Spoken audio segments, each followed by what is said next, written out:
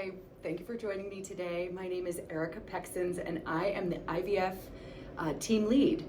I have been a nurse for over 25 years, somewhere around 25 years, and working in fertility for the last 10. 8 of those 10 I've been here at Conceptions. My goal today is to provide you general information about the IVF process and then specifics to the process here at Conceptions. We want you to feel connected to our practice. We are a small family and we want to include you and help you build yours. It used to be that we would host 10 to 12 couples in our classroom, essentially 4-hour seminars in person, couples sharing big tables, speaking to one another, sharing their experience, and then COVID hit. So we have to find a new way to build that community and invite you in and help you find your success. So we're recording today, and I would ask that you listen to the program, that you take your questions, write them down, and provide them to us at a later date. We want to answer them all, and we want you to know that we want you to be successful. We are currently in the middle of a worldwide pandemic. Recording this, I hope that we can redo this and start hosting our in-person classes again sometime in the next 3 months. There was that infamous week in March when we were directed to halt all treatment cycles, all procedures, retrievals and transfers. It was a very scary time. Thankfully, by the end of that month, ASRM, our governing body, came out with this statement.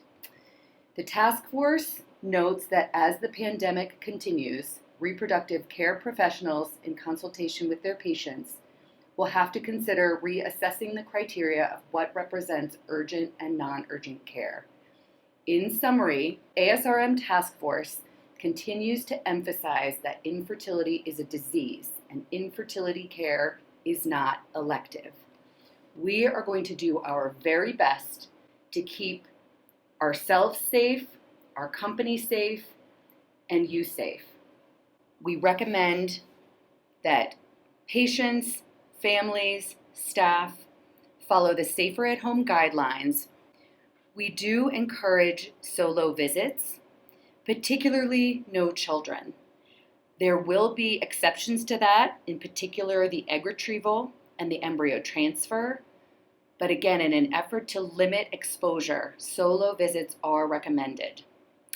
Face coverings are required to enter the buildings at Conceptions, and we ask that you wear them the majority of the time you're present. We will perform COVID screening, basic symptom checks, temperatures as you walk in. We've got hand sanitizers. We're doing our best to keep everybody clean, socially distanced. Our effort is also to limit contact. Ultimately, we'd like you to see as few people in close contact as possible, particularly as this pandemic continues. What if I get sick or am exposed? You will find information about our practice policies in the COVID patient acknowledgement, and we will ask that you sign that acknowledgement when you come for treatment. If you do feel symptomatic or you're exposed to someone who is symptomatic, please call or email us before you come into the office. We will require an assessment by either a primary care or urgent care provider in order to continue to move forward with treatment. Ultimately, between that diagnosis and your physician will make the decision as to whether or not that cycle will continue. Some major points we want to review as your IVF coordinators. Number 1, Dr. Google is not a doctor. For that matter, Facebook isn't. Your cousin or best friend who went through IVF, we want you to understand that your cycle, your diagnosis, and your treatment are very different. Couple to couple, dramatic backgrounds, dramatically different diagnoses lead to different treatment plans. Our practice is to build you the best plan to enhance your success. Dr. Google is not a doctor. Second to that, we want you to understand that our goal is helping you reach your goal. We are on the same team. We find ourselves as a group of staff who love and care about our patients, and we want you to find your success. We are all in this to support you on your journey to building your family. Lastly, be very, very careful about timelines. Planning months in advance when there are so many potential hurdles along the way can be setting yourself up for disappointment. We ask that you take this process step by step. Let us get you through the first step, and then we'll plan the next.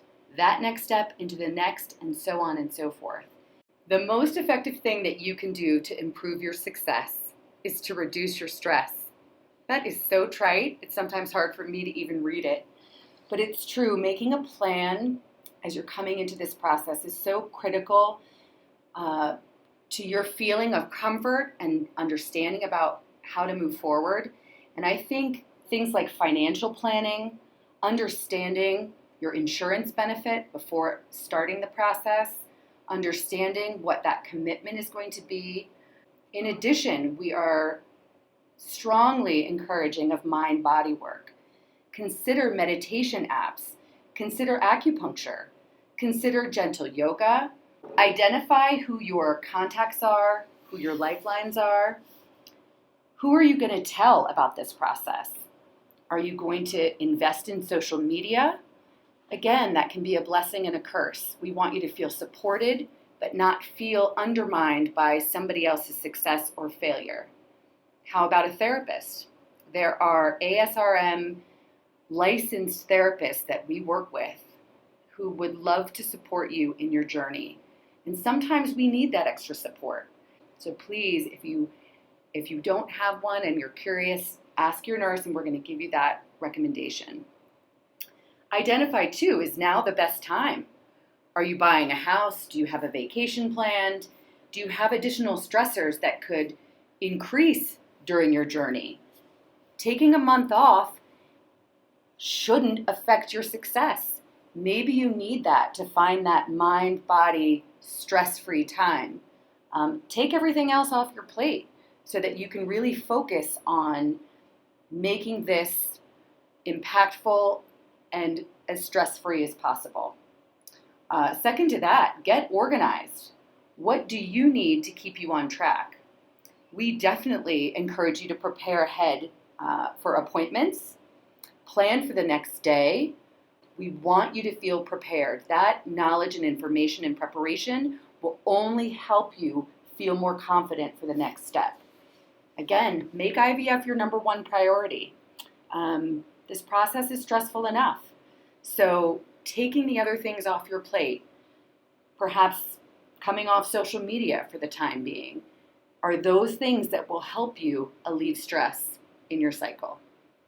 Scheduling of these daily appointments required in your treatment cycle. This is a slide that just reflects all of our satellite locations and the fact that Littleton is considered our mothership. It is the conception's headquarters. We are open 365 days a year. You will find an embryologist and a nurse in this building 365 days a year. Just as a review of the timing of these locations, weekdays, Littleton is a 7 a.m. to 4:30 p.m. You can see that we're skewed to earlier hours for our patients who are working. Weekends and holidays at the Littleton office are exclusively for our patients who are in treatment. So we're seeing patients typically between 7 a.m. and 12 noon during those days. Just as a quick summary, the Skyridge office is our southernmost satellite location located at the Skyridge Medical Center. Of note, they are closed on Wednesdays. The Rose Medical Center office, Monday through Friday, as is our northernmost office, Lafayette, open Monday through Friday. You can see there that the lab hours are 7:30 to 10:45 at our satellite locations. That is because the blood being drawn from your arm needs to be couriered back to Littleton to be run on our big fancy machines. Now up there on that right column, ultrasounds can be scheduled at any of our satellites, and those results will become immediately available to your physician. And then you'll end up seeing those results in your patient portal after we have reviewed with your doctor and released them to your patient portal. Blood work, again, all appointments must be made prior to the courier pickup. We literally are taking those tubes of blood from around the Metro Denver area back to Littleton, so hormones can be run and results released to your physician usually by around noon. Blood work can be drawn either immediately before or immediately after your ultrasound, and it is important during this process to stay well hydrated and eat a breakfast before you come in. We rarely require fasting blood work, and if we do, we'll make a big deal of it. So you want to make it easier on your phlebotomist so she can make it easier on you by being well hydrated and eating something before you come in. In a review of your care team and how to reach us, you can see here your physician is your primary physician directs all of the care as you come through this practice. Physicians work in teams, so on any given week, there's a physician on call. On any given week, there's a physician working the weekend. Supported by the physician are the mid-levels, physician assistants and nurse practitioners, team of mid-level providers who essentially run a GYN clinic at our practice. You'll find that they do a lot of the uterine procedures. They follow most of our OB and pregnant patients post-transfer. And they also, if necessary, if you're having symptoms of a urinary tract infection or something along that line, we can get you in to see one of our mid-levels pretty quickly. We also have our IVF team, myself, Lindsay, Veronica, Alex, Katie, who is part-time, and Teresa. I want to point out Teresa. You can see all those stars around her name. Teresa is our clinical assistant. She essentially acts as our right hand. So if Teresa is emailing, asking you to update your consent forms, or we're missing a record of a pap smear, please understand that we have asked her to do this, and we consider her a critical member of our team. We've got the business office partaking in your care, but you will be assigned a financial coordinator. And if you're having difficulty getting a hold of someone in the business office, let your nurse know, because we never, ever, ever want to give you the incorrect information. Other providers you'll come across in your journey are the embryologists, your front desk staff, who we love. They're the faces of conceptions, sonographers, phlebotomists. Again, I would tell you that as part of this process, a blood draw can sometimes be one of the most difficult parts, even more so than these daily injections. Your arm is going to get sore. So we, again, recommend that you be well hydrated, have a good breakfast before you come into the office, get that metabolism up. I have patients who will wear an extra layer of clothing just to stay warm and allow their blood vessels to come to the surface. Again, just some little tricks to help you get through this. We've got our medical assistants that you'll come into contact with, and we consider ourselves a family helping you build yours. A couple of ways that we want to discuss about how to reach us. We use the patient portal a lot when you come into this practice and have your diagnostics, but I want to point out when you come to this higher level of care, we are using an Outlook-based email program. So you can see there's my name recorded. Feel free to write it down. I'm Erica P. at conceptionsrepro.com. We ask that you do, at this higher level, do communicate with your nursing team via email primarily. We want to maximize the opportunity for communication with you because we understand how much you need us to explain what's next and what's going on. As a backup to an email, if your nurse is out of the office, you get her out of office message. We do have an IVF voicemail line, which is essentially the Littleton main office number. You can choose option 2 to speak to a nurse and then option 2 to leave a message on the IVF nurse voicemail line. We get those messages taken off every day, probably every 15 to 20 minutes during the business day. And then we're going to do our best to call you back. Again, we triage these calls. So if we don't get back to you immediately, we will absolutely make you priority the very next business day. After hours on weekends, I want to point out, again, the Littleton main office phone number, that's 794-0045, a great number to program into your phone, because after hours and on weekends, that's going to forward you to our answering service. Now, we are in this building on weekends, 7 a.m. to 12 noon. So if you called on a Saturday morning and said, I am an IVF patient, I need to speak to a nurse in the office, we would make that arrangement. The answering service would contact a nurse in the office. After hours, after business hours on weekdays, and after 12 noon on weekends, that answering service becomes our emergency, our on-call. Here's a slide specific to our emergency line. This is important information. We actually have this information that will be part of the IVF folder. You may see it as a document in your patient portal. What is an appropriate emergency call? Again, it's that Littleton main number that rolls over to the answering service after business hours. They are physician, RN providers. We do not consider them an extension of our office hours. Anything that can wait until tomorrow should wait until tomorrow. It is not appropriate for an on-call provider or an emergency provider to review labs or results, to discuss finances or timeline information. Things that we would consider emergency, which we need to hear from you for, would be pain, certainly OB bleeding. Once you're pregnant, bleeding in pregnancy is terrifying, and we want to be able to talk you through what is considered normal or abnormal. Any medication dosing clarification, that comes up a lot. We don't want you to guess. When you're in this kind of high stress, important process with these really expensive medications, I don't want you getting home after business hours, starting to do an injection, and then having a question about it.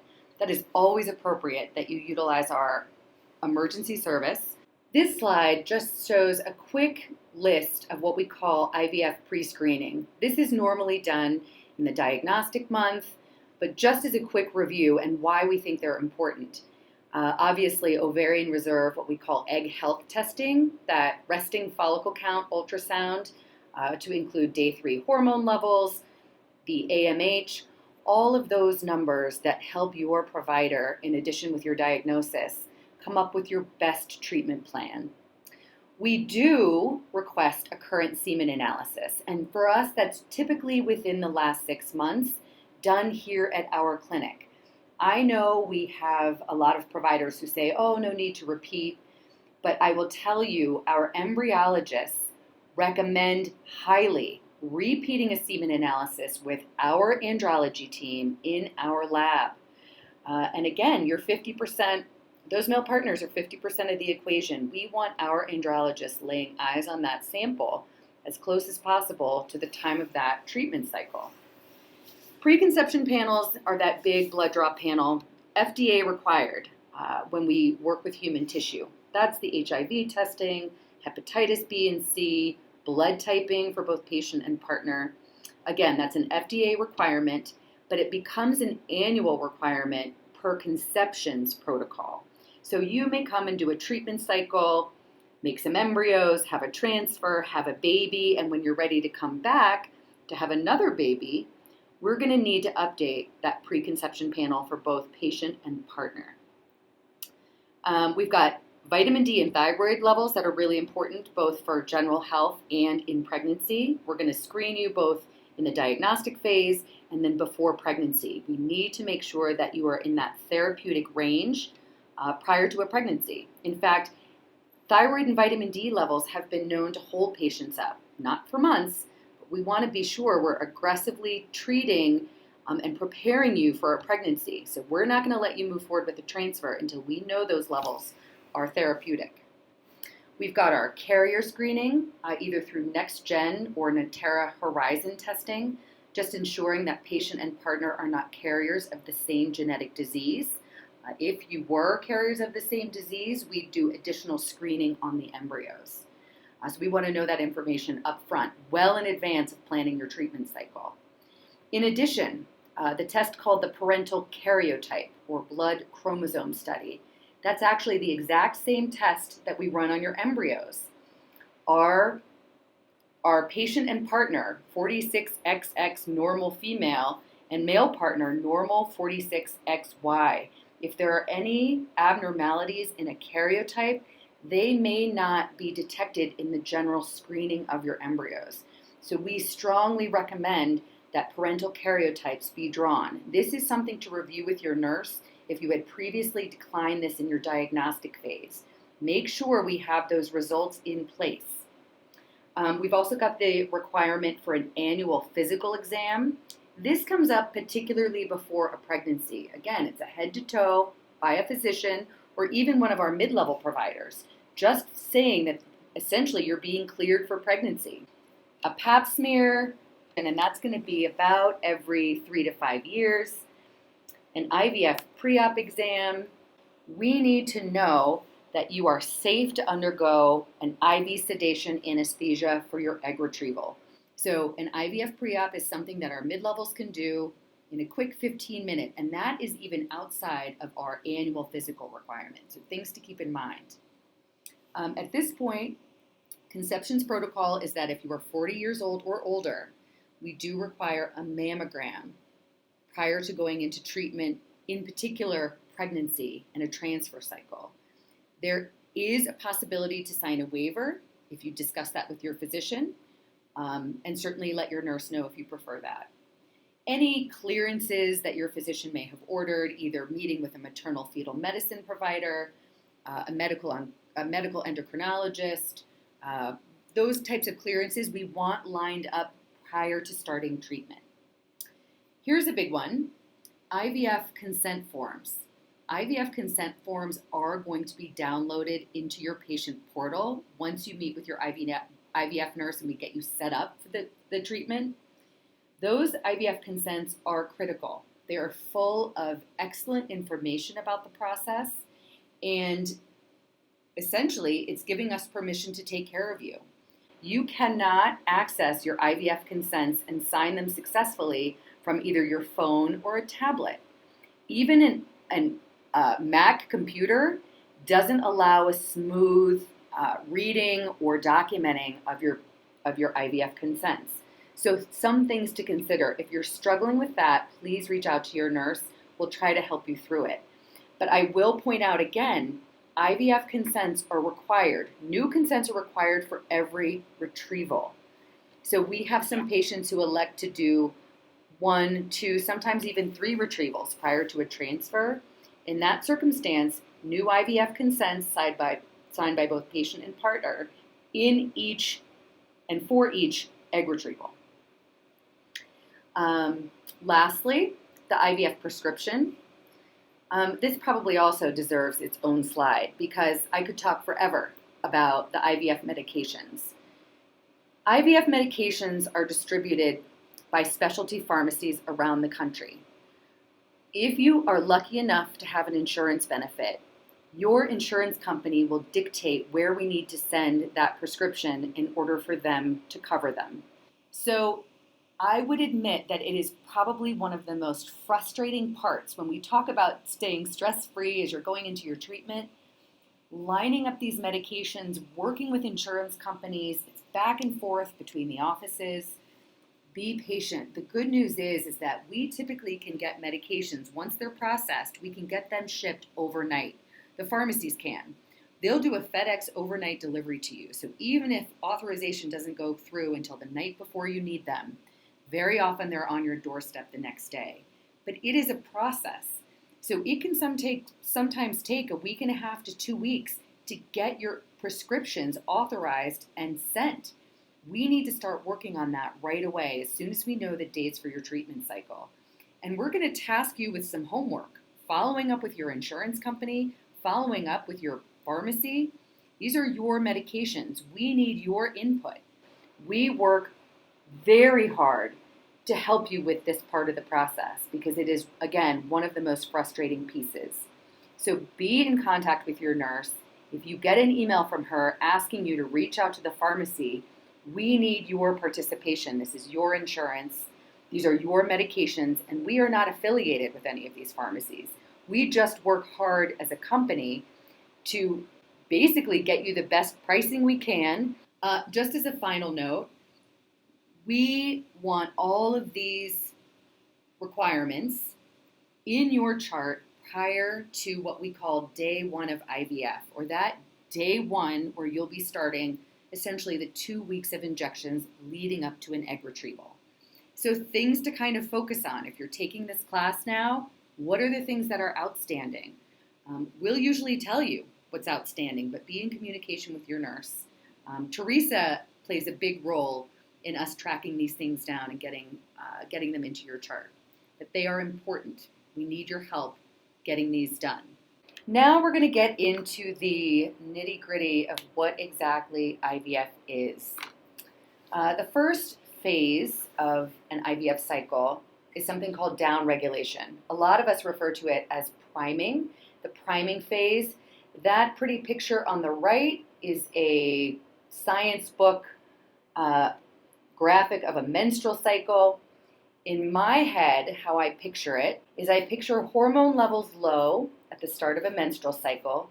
They build to ovulation, and when not pregnant, the body acknowledges that and the hormone levels drop to the next menstrual cycle.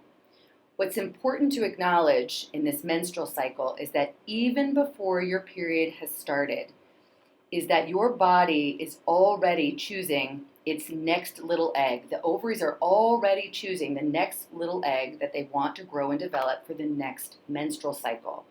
So downregulation or priming means to temporarily suppress or disrupt the hormones of the menstrual cycle so that your body, instead of choosing one little egg, is to develop as many eggs as possible, all growing simultaneously in your ovaries. Something your body would never ever do on its own.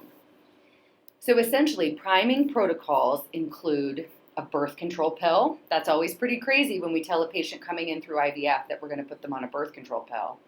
An alternative to a birth control pill would be a vaginal insert NuvaRing. Same hormones, just a different way to take it.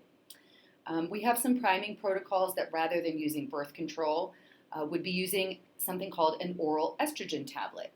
And we use that after ovulation in a natural menstrual cycle, again, simply to suppress your body pre-recruiting one little egg for the cycle where we're going to stimulate the heck out of your ovaries and get as many eggs as we can. Some adjunct medications that we use a lot here at Conceptions include testosterone gel, or what we call T-gel. And it's just a little topical cream, just like you would see in the ads on TV for men using it to increase their vitality. We're using it to increase and enhance ovarian health, if you will, and stimulation quality. We know that testosterone as we age begins to diminish in the ovary, and we're simply replenishing it prior to an IVF cycle. In addition, we may use something called Omnitrope. Omnitrope is the human growth hormone, that medication, injectable medication that athletes have gotten in trouble for to help improve their performance. Again, we're using it off-label in IVF to help the performance of the ovaries. It might help positively affect egg health. It might help positively affect embryo quality. And because it might help, we want to use it. Just regarding the priming phase, obviously you call us with cycle day 1 to initiate priming. And then you're going to call us as you're coming out of your priming protocol, whether you're coming off a birth control pill, you're coming off the oral estrogen, you're going to contact your IVF nurse on cycle day 1. That means that is officially the start coming out of priming.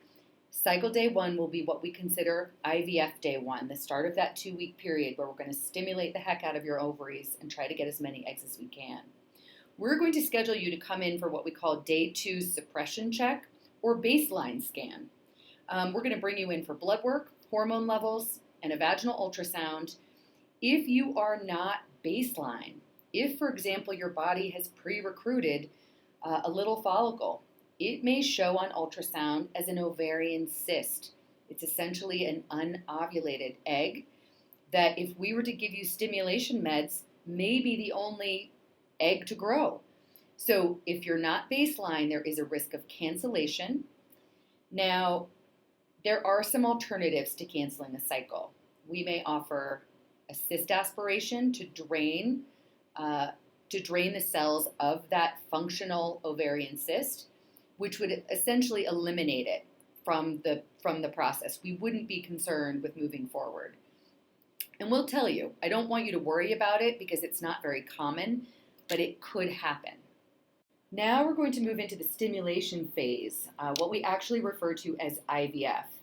The stimulation phase involves injectable medications, both morning and evening, AM and PM, 10 to 12 days on average. I would say 10 days is pretty average, but it could push out as long as 12 days. The goal, again, is multiple mature eggs growing all at the same time. Your body has never, ever done this before. It does require virtually daily early morning blood work and ultrasound appointments, and that's so that your physician can review those results, communicate to the nursing teams, and we in turn can call you and update your dosing for that evening and the next day. So just as a reminder for scheduling those appointments, it can be Monday through Friday at any of our satellite locations, except Skyridge, closed Wednesday. But Littleton only on weekends and holidays. And again, those appointments have to be scheduled before 10:45 a.m. just to ensure we get same-day results. Make sure your contact information is current. We want you to keep your phone close by in the afternoon. Obviously, if you are unavailable in the afternoons and you'd like us to call your partner or your best friend or your mom, you let us know. If you prefer us to email you your instructions, we're happy to do that. Although I will say we use these afternoon calls to review how everything is looking. And I think that's important, both for you as the patient and for us as your coordinator, talking about how your physician is feeling of your cycle, what everything looks like. We're going to help you interpret it on a day-to-day basis. We will, once we communicate with you, release your results to your patient portal. So that's a nice place to see that review. And kind of on a day-by-day, watching that growth over time. Again, don't judge yourself and your response based on how your sister or your best friend or your cousin has responded or what you're reading on social media. Your cycle is your cycle. It is not their cycle. It is your cycle built particularly for you. We are assessing and learning about you every day that you come in for these tests. So you're not just a number. We can look a certain way on paper and respond very differently in actuality, in reality, in stimulation. So again, keep your phone close by in the afternoon for those dosing calls. We will leave a detailed voicemail with dosing instruction if we don't get you. Please listen to that voicemail. It will have critical instruction, and if we in fact need to speak with you, and we'll let you know which way to call us back. I want to also say calls are not made until a physician reviews. So be patient. If you don't get that call, some of the things that you could do are check your voicemail, check your email, and then if it's after 6 p.m., utilize that emergency phone number, the Littleton main office number that will roll over to the answering service. Check all those backups just to make sure we haven't left you a message, and then call us through the service. It's very often that we're still sitting here at our desks trying to get through our dosing call list just because we've had a late conversation with the docs. So calls aren't made until the physician reviews. This awesome slide shows two ultrasound images. The one on the left is a highly magnified picture of an ovary under, again, significant magnification. An ovary is essentially the size of an almond, the size of the tip of your thumb. So under ginormous magnification, it's going to look like kind of a little oval with a bunch of little black circles floating around inside. Those little black circles are the follicles, the little resting follicle potentials that your ovary is offering up every month. Now, the hope would be we're working with two ovaries. Sometimes that's not the case, but the hope would be we're working with two ovaries, each providing us kind of options. We've got 5 little resting or antral follicles visual on this ovary, which together with another picture, hopefully the other ovary containing something similar, maybe 4, maybe 6 on the other side, so 10 total would be awesome. But then after stimulation with all of these fancy medications, that ovary on the right is probably the size of a good size plum, maybe even a small peach. And those big black circles, all essentially growing at the same time, should contain, we hope, the mature eggs that we can draw at an egg retrieval surgery and inseminate in our embryology lab. So at the egg retrieval, which we'll talk about in a couple of slides, our physicians are going to go in and drain the fluid in these little almost blistery egg sacs. And in that fluid should be an essentially ovulated into the fluid egg. And if an egg is mature, we can fertilize it. So you can see the dramatic difference. And when we talk about the side effects of these medications that we use, there it is. A little tiny almond-shaped, almond-sized ovary to the size of a plum, small peach. That is an excellent development, but you're going to feel it. You're going to feel bloated. You're going to feel like you can't button your pants. You might gain sometimes 5 to 8 pounds of fluid weight just in this hormonal shift. All of this is normal. Some of our patients have this weird sort of shooting pain. Again, those ovaries are pushing ligaments and tendons and other organs out of the way in order to make space. So you might feel it, and we consider that a good thing.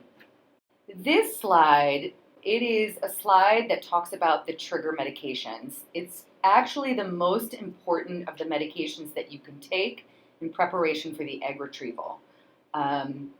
Based on your physician's assessment of your daily results, when we see follicles that generally range 14 to 16 millimeters in size, each one of those little egg sacs are measured via ultrasound, we think that the likelihood that they contain a mature egg is best when they size greater than 14 to 16 millimeters. Here at Conceptions, we recommend a minimum of 4 follicles in that size range to warrant moving forward with the process of egg retrieval surgery. Now that is for your benefit. It's kind of a baseline that we've set. There may be patients who come to us who only have 4 follicles total. And if we have somewhere 2 to 3 follicles growing and developing, we'll have the conversation. Your doctor is having the conversation with the nursing staff. We in turn are having that conversation with you. Is this the best we can do? Or is there something else? Could we go back and potentially revisit a different priming protocol to yield greater than 4 follicles? The point is that the most expensive part of this process outside of those medications is the egg retrieval surgery and the embryology that comes afterwards. So we're going to be weighing the risk benefit. Do we cancel versus move forward? And we're doing it for your benefit. Again, that's why this daily conversation is important. We like to update you and let you know what we think. And what we're seeing and measuring on paper, on this ultrasound, blood work, doesn't necessarily reflect what we see in an egg retrieval. Sometimes we're surprised and we get significantly fewer eggs than we were anticipating. That's obviously devastating, but there's reasons why. There can be ovarian health issues, and we're just surprised. So until then, our physicians are basing their dosing of your daily medication based on how your follicles are responding. So these final injections that you'll be taking are ultimately preparing you to go to the egg retrieval surgery. We use here at Conceptions what we refer to as a dual trigger. That means 2 medications, HCG, human chorionic gonadotropin, that's why we call it HCG because it's too long to say, and Leuprolide, also hard to say, so we call that Lupron. So HCG and Lupron, that together, one injection right after the other, mimics your body's LH surge. If you reflect back to that little cartoon of the menstrual cycle, it's where that hormone level spikes, forcing ovulation. When you take these injections, we're asking your body to start the ovulation process. It also involves the final maturation of the eggs. The only eggs that can be fertilized are those that are mature. So in the scheme of things, it doesn't matter how many total eggs we get. It only matters how many of those eggs are mature. In fact, if trigger medications are given in the evening, typically between 8 and 10 p.m., we're going to bring you in the next morning and draw your final blood test to confirm that the ovulation process is occurring. And then the egg retrieval is scheduled exactly 36 hours from the time of those trigger injections. So if you imagine, for example, an 8 p.m. Tuesday evening trigger, Wednesday morning you'll come in for confirmation blood work, and Thursday morning at 8 a.m., 36 hours after trigger, you're going to be in our operating room having that egg retrieval surgery.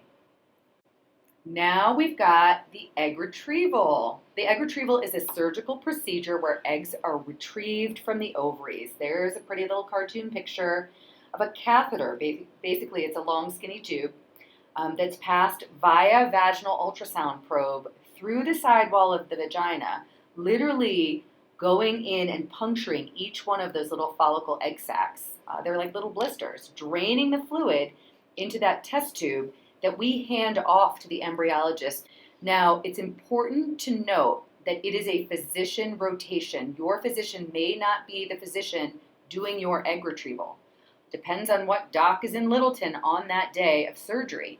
Good news, egg retrieval is not a difficult surgery to perform, and our physicians are all excellent at what they do. They've been probably done millions in their careers. We will provide you with something we refer to as trigger checklist. It's a whole nother checklist of information to include pre-op medications like an antibiotic and an antacid to prepare you for the anesthesia. All those little pill bottles you get in your big pharmacy box, most of them are going to be utilized around the time of the egg retrieval surgery. Now, NPO means nothing by mouth in Latin, so we're going to give you NPO instructions, usually midnight of the night before your retrieval. Like, you can brush your teeth, you can wet your mouth, you can shower, but on the way in, if you're ravenously thirsty, chew a piece of gum. It's not going to generate enough saliva that would cause a concern. The anesthesia we use is IV sedation under the care of an anesthesiologist, MD, or a nurse anesthetist. You are going to be paying $400 cash or check directly to your anesthesia provider.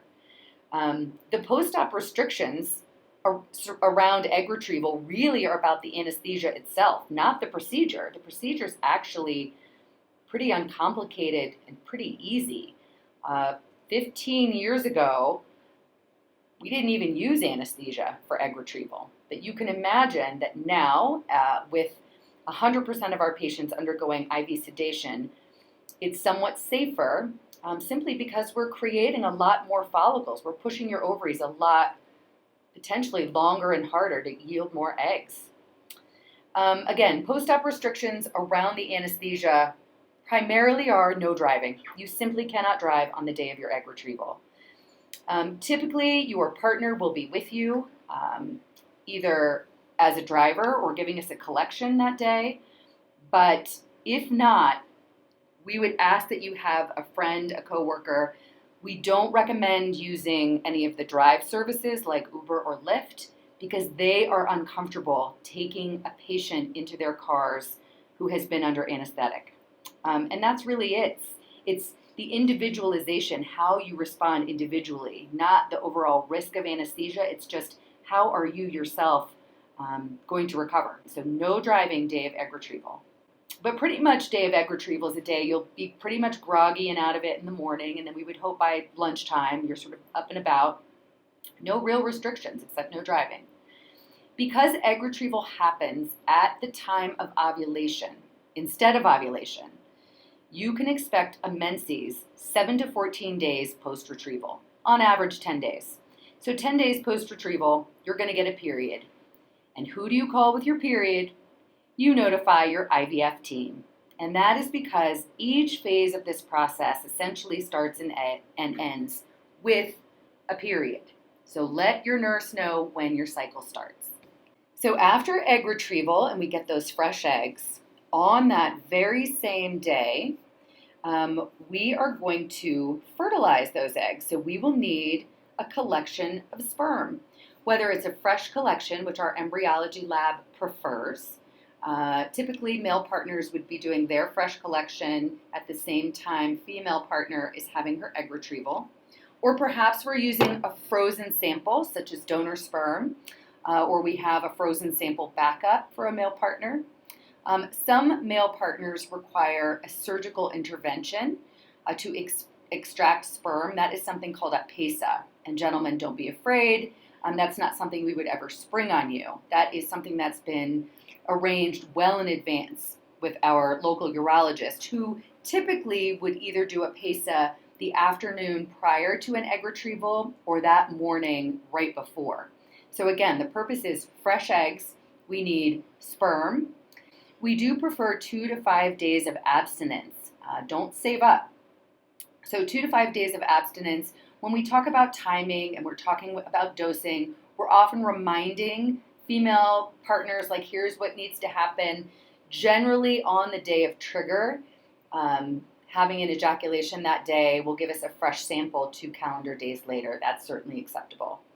And then fertilization is done using a process called ICSI, intracytoplasmic sperm injection. There's a little picture of an embryologist using a glass pipette to inject a sperm into an egg. That little instrument on the left is actually a glass pipette holding the egg in place, while that little skinny injection needle is actually injecting one normal-looking sperm into each mature egg. Post-operatively, those things that are normal and expected after an egg retrieval surgery include bloating. We talked about the side effects of these medications are the dramatic physical changes in the size of your ovaries. So you're going to see it and feel it. And sometimes it's exacerbated after the egg retrieval itself. Constipation is not uncommon. In fact, I think it's the most common complaint post-op. And that's because of the anesthesia. So we're going to give you instruction with your trigger shot as to how to prevent that post-operatively. Should you be concerned about any of these post-op issues, do not hesitate to reach out to us. Nausea can be common post-operatively for usually a day or two. It can progress a little bit longer depending on the amount of bloating that's happening, but we're doing everything in our power to help mitigate that response.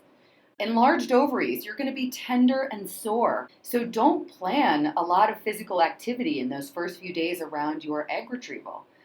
You're going to experience fatigue, 5 to 8 pound water weight gain. Typically, symptoms will resolve with the start of your period, approximately 10 days post-retrieval.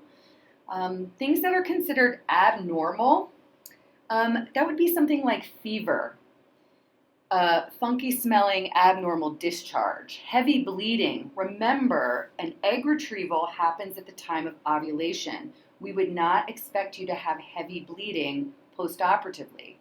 So any kind of bleeding, fever, all very unusual and abnormal. We want you to call us immediately if that kind of symptom occurred. How many eggs will I get? This is a really important slide because it really reflects what we see here at conceptions.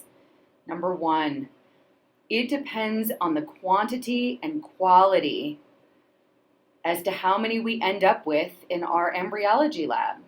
Quantity is obviously dependent on the resting follicle count, your AMH level, and essentially how you respond to the stimulation medication. Quality, however, is dependent on things virtually outside of your influence. Epigenetic factors, which means things that have been passed along to you genetically through the generations, and age. Age is overwhelmingly the biggest factor in egg quality. We know as we age, our egg quality drops significantly. We are born with the eggs in our ovaries that we ovulate in our lifetime. So there's no way for us to really change the egg quality. What we do with all of these fancy adjuncts like the testosterone and the growth hormone is simply enhance, we hope, how the ovaries select for the better quality eggs. Again, those are things that we can't know or even understand in you individually until we take you through the egg retrieval process, see your eggs under the microscope, and sometimes manipulate them, inject them with ICSI, watch how the embryos grow and develop. On average, here at Conceptions, we retrieve somewhere between 6 to 15 eggs on average. Now, you're going to read online through Google or Facebook patients who've had far fewer or far greater. But on average, here at CRA, somewhere between 6 to 15 eggs. I think if you were to ask an embryologist, they would say an optimal egg retrieval would be somewhere between 10 and 15. Not too many that we would lose quality to some extent, but not too few that we don't have enough to work with. Approximately 75% of the eggs we retrieve are mature, and that has to do with the daily monitoring. Again, those numbers can change based on your diagnosis, on your history, on your egg health numbers, but on average, statistically, 75% of the eggs we retrieve are mature, therefore we can attempt ICSI fertilization.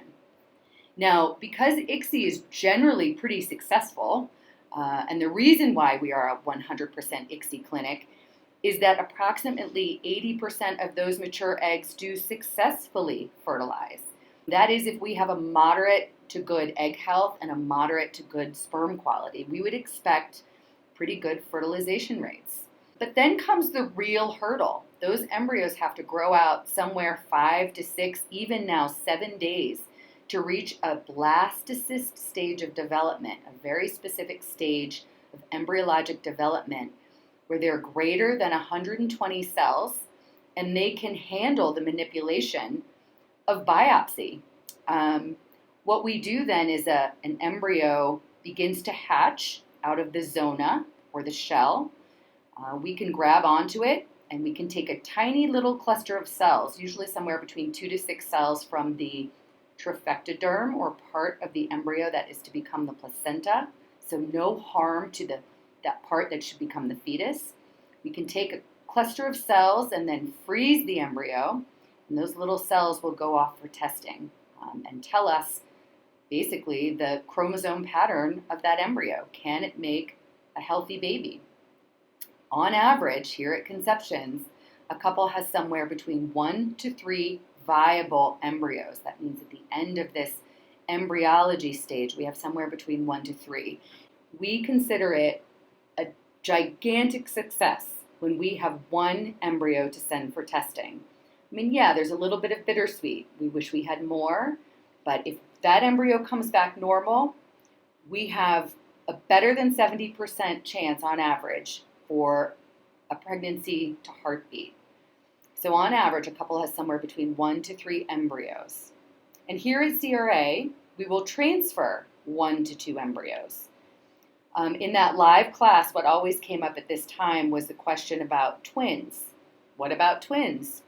Sure, we'll talk about twins, but do we have 2 healthy, chromosomally normal embryos? And what is your medical history? Are you at risk if we put 2 embryos in? There's a less than 5% chance that 2 embryos could potentially split to 3 with the potential to create triplets. Just each and every step, a more dramatic pregnancy for both mother and babies, to be honest.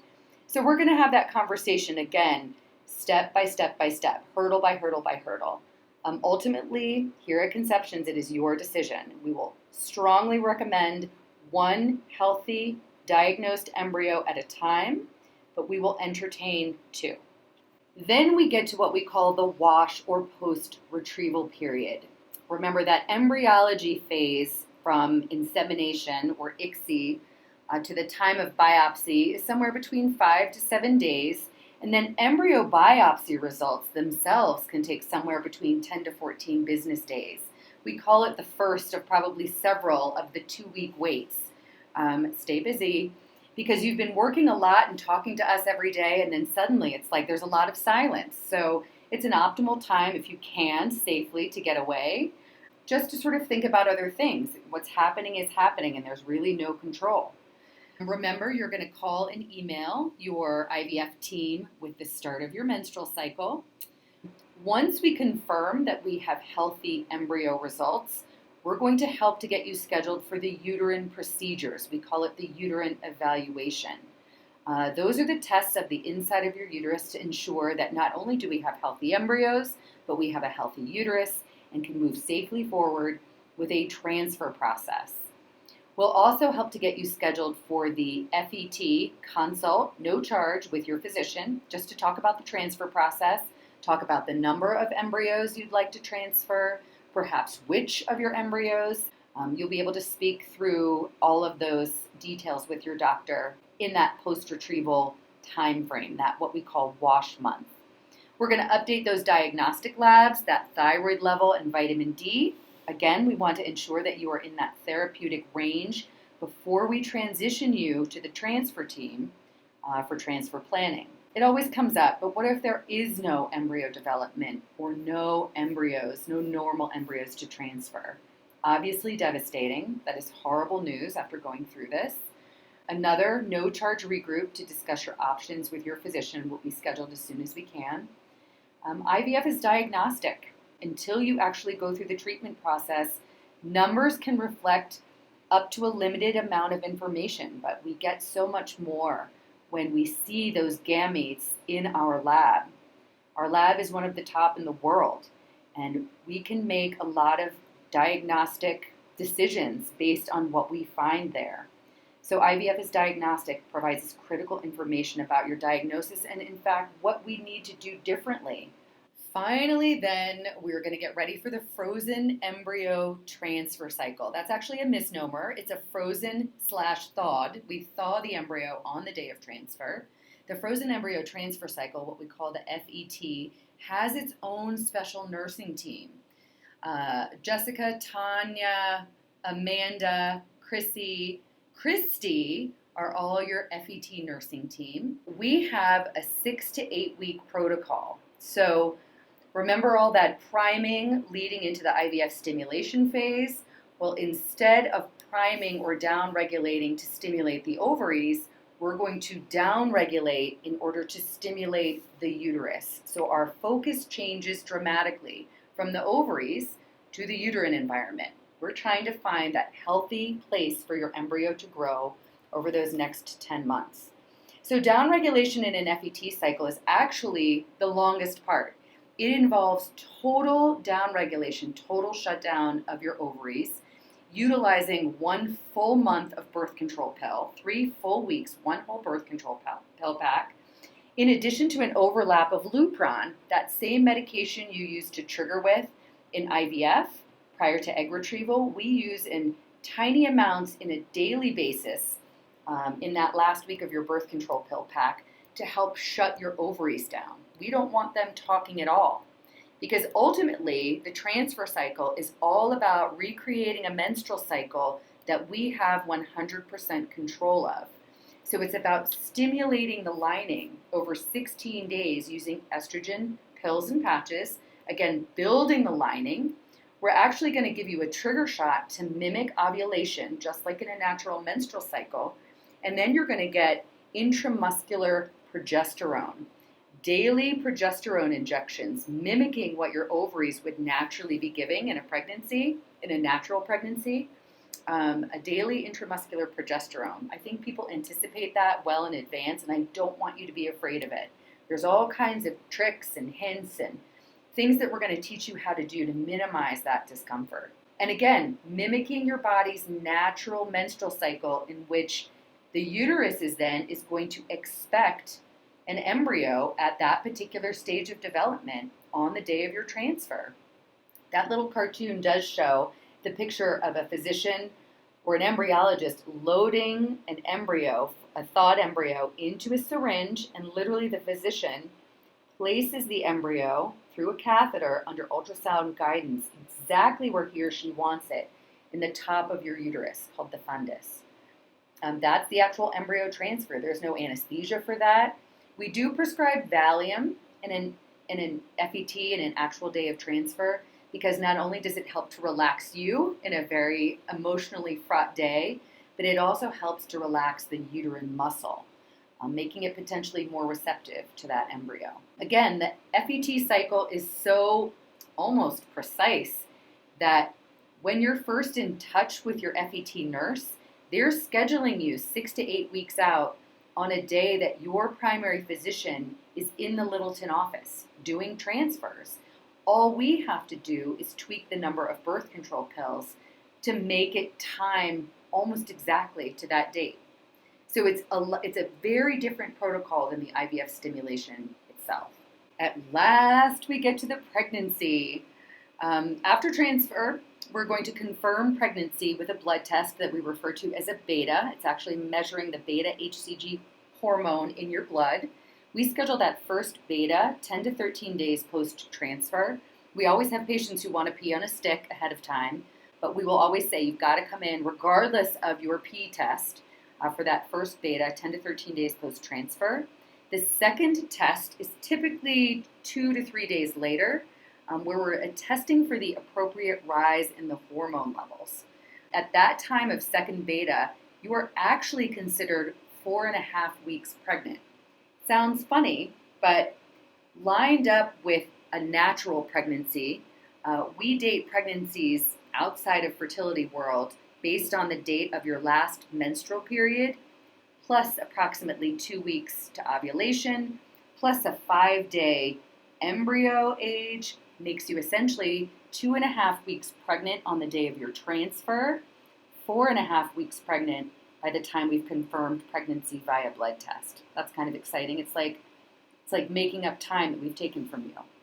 We will continue to follow your estrogen and progesterone levels through the entire first trimester. Weekly blood test, once a week estrogen and progesterone to ensure that you are adequately supported.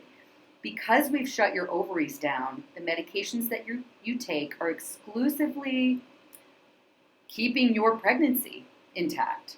So if, for example, a prescription runs out, you need to talk to your FET nurse before you decide to discontinue.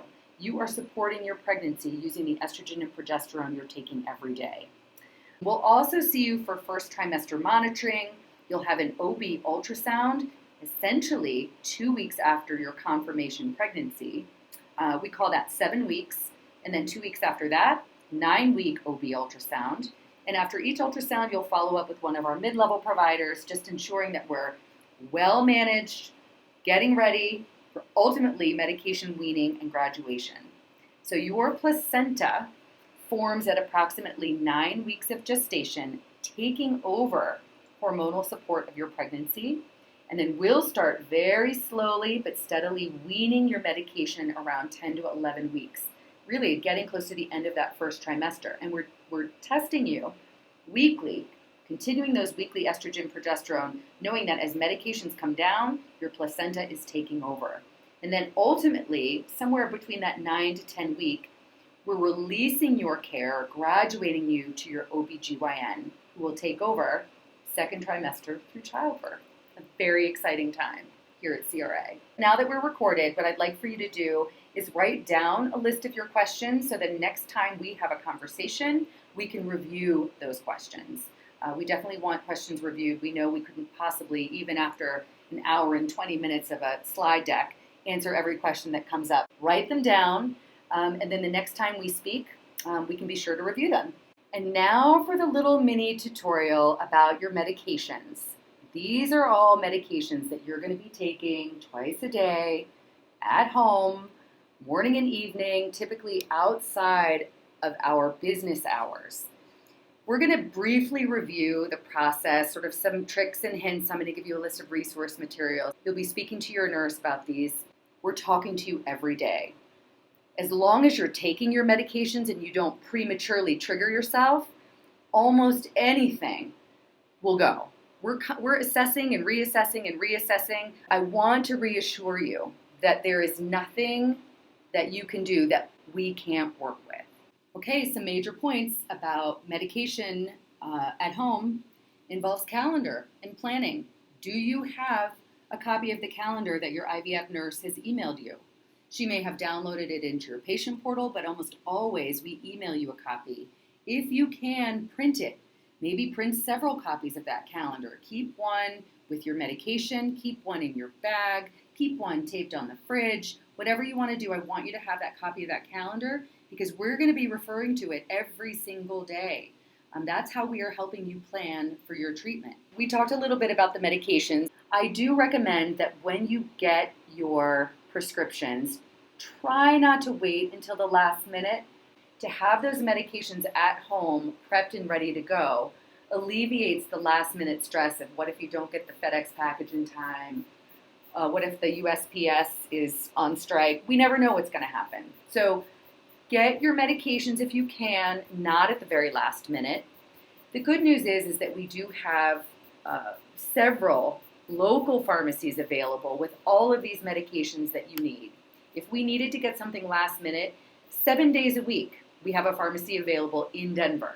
Here at our clinics, including the satellites, we have extra supplies. We have, we've got needle containers. There's always things that we can get you at the last minute, but I don't want to add to the stress of the cycle by not having you get those medications up front. Now, when it comes to storage, you'll find when you get your big box, there'll be some medications that need to go in the refrigerator. Make sure it's in a spot that won't freeze your medications. The two worst things that you can do to a medication are to either freeze it or leave it on a sunny windowsill and cook it.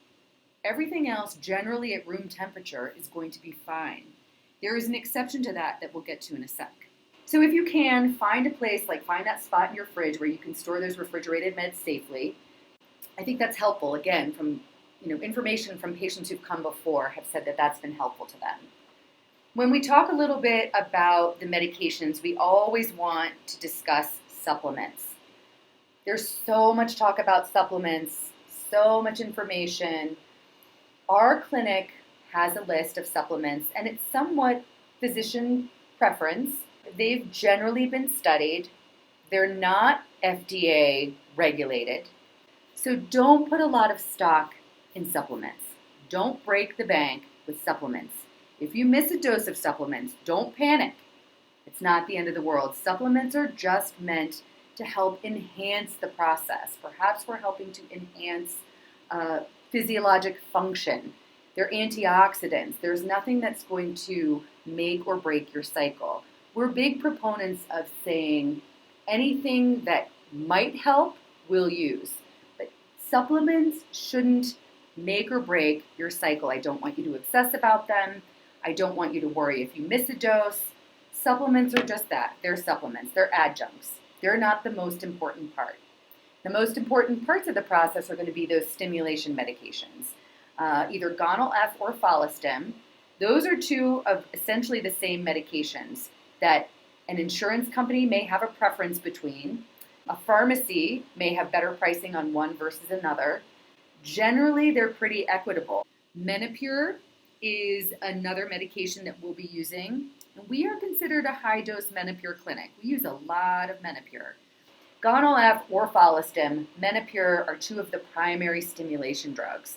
There is yet another medication you'll be giving yourself at a certain time of your cycle, and that is the antagonist. Antagonist means we can start either the medication Cetrotide or Ganirelix, again, same medication, different manufacturers, to help prevent you from ovulating. Our goal during the stimulation phase of IVF is to push your ovaries as hard as we can, but prevent you from ovulating on your own. We need to be in charge of that with our trigger medication in order to schedule your egg retrieval. So that antagonist helps to tamp down that hormone LH to prevent you from ovulating. It's one of the hormone levels that we're testing every day.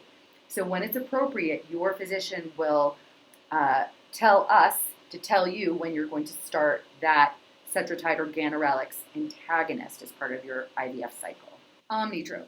Omnitrope is human growth hormone. When we talk about doing home injections, an important part, I think, is taking the anxiety away from sterile versus clean technique.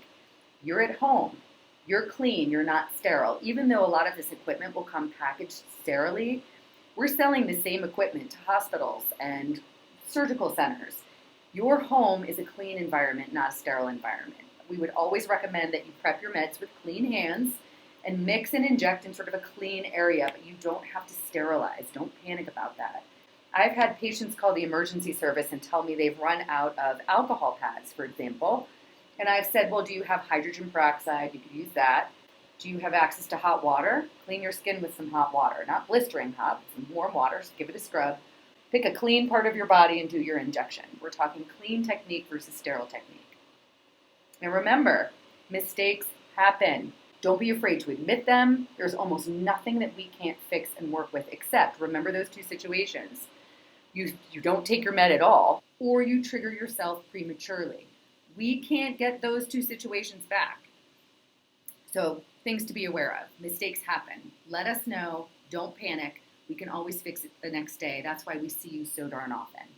And then lastly, remember you have that emergency on-call service available.